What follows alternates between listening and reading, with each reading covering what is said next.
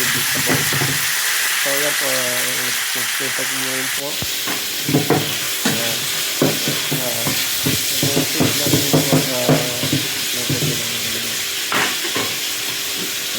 natin paminta, saka paprika.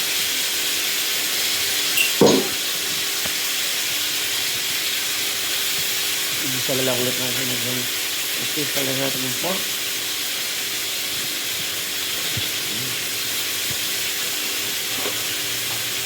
Gulay-gulay din tayo mga kasama. Ayan. Naghalo-halo na at so ganito dito. Ayan. Ngayon po lagyan natin yung bawang sibuyas. Kasi isa na natin ng maayos.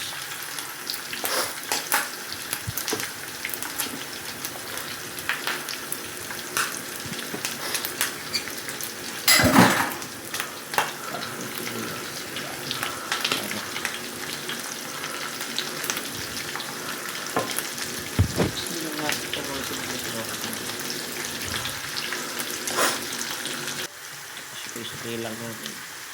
Kaya pagka lagay ko yung pulbol ko sa parang